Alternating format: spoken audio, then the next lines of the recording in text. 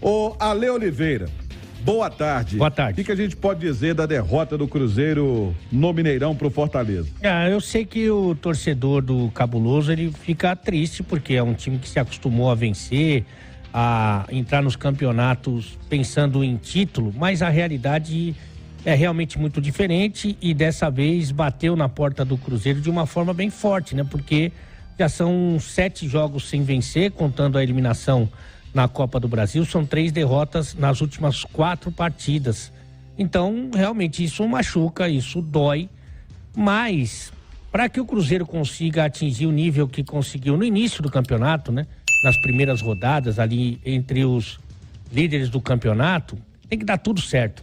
Então, o Cruzeiro tem que encaixar uma partida coletivamente muito forte, individualmente os caras têm que estar jogando muito próximo do seu limite, a bola tem que entrar, o adversário não pode estar tão bem.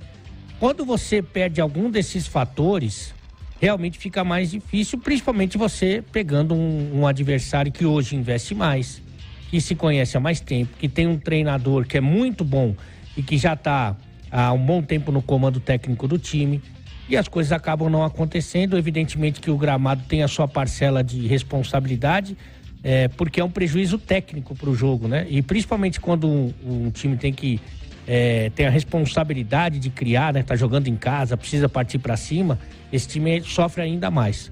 Fato é que, infelizmente, para o torcedor do Cruzeiro, eu acho que a limitação de orçamento, a limitação financeira, ela tem um link direto, ela dialoga com a limitação técnica. Você não tem a dúvida. A gente está falando de um adversário de ontem, por exemplo, que é o Fortaleza, que contratou o Marinho, que o Cruzeiro chegou a sonhar.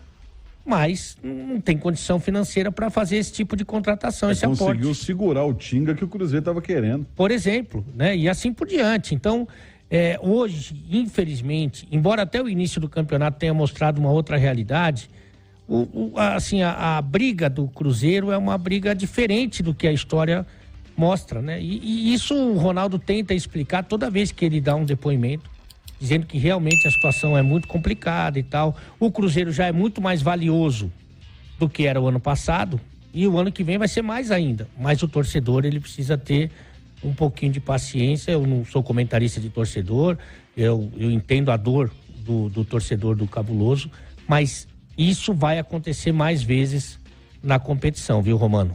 Pois é. Alexandre Simões, boa tarde. Essa derrota do Cruzeiro escancara alguma coisa ou normal? Não, Romano, normal. Até tinha falado ontem, não sei se você se recorda no Rádio Esportes. Eu me recordo. Que o meu grande temor era que o Cruzeiro desse os espaços que ele deu ao Bahia lá na Fonte Nova. Verdade. No segundo tempo, e o Pepa até destacou. E deu. Né? O Fortaleza teve muita facilidade para armar contra-ataques na segunda etapa.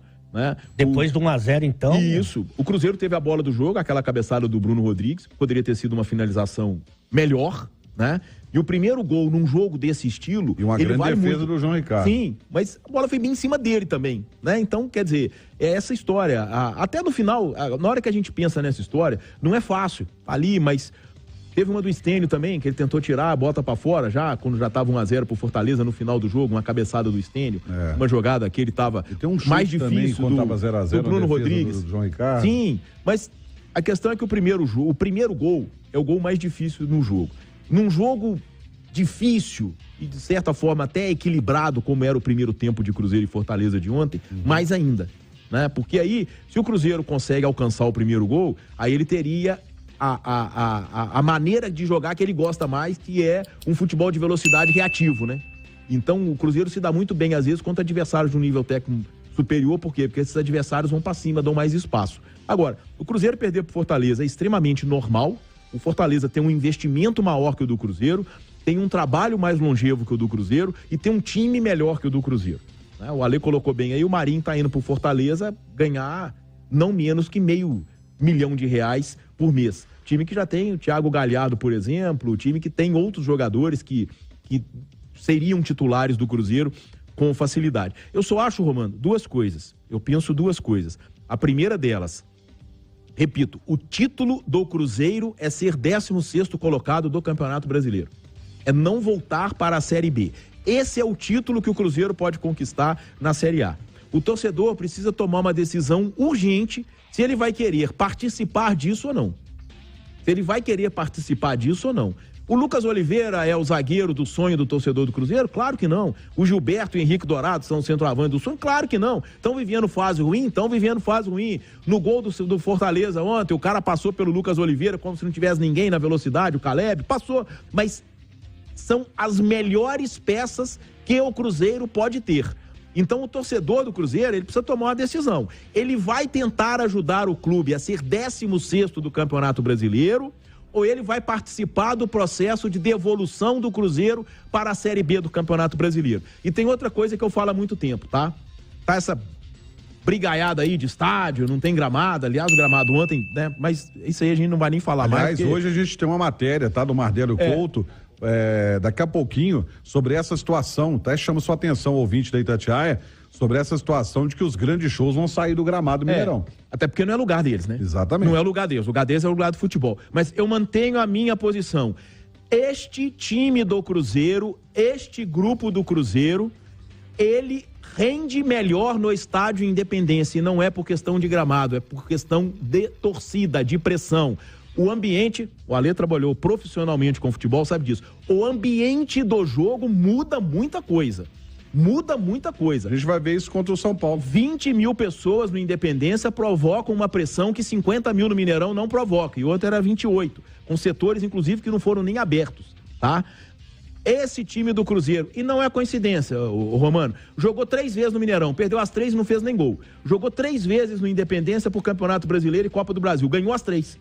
Ah, ganhou do Grêmio. O Grêmio tá aí. Se o Grêmio venceu o América hoje, ele passa o Atlético. Sim, ele entra no G4. Ele entra no G4.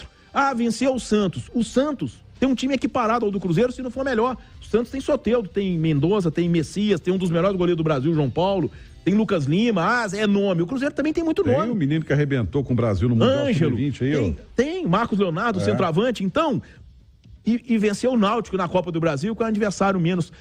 Eu mantenho a minha visão. Eu acho que o Caldeirão faz diferença no futebol, sim, principalmente quando o torcedor joga junto e a equipe sabe aproveitar desse momento. Então a minha posição é essa. O Cruzeiro tem um time que o Independência ajuda. O Independência ajuda. Agora vai jogar sábado lá com o São Paulo. Sabe quem é o favorito, né? O São Paulo, claro. Não dá pra comparar a qualidade técnica do São Paulo com a do Cruzeiro. E o torcedor precisa ir pro jogo sabendo disso. Que se ele não for lá pra ajudar o time, tá? Ele pode ajudar o adversário a vencer mais uma.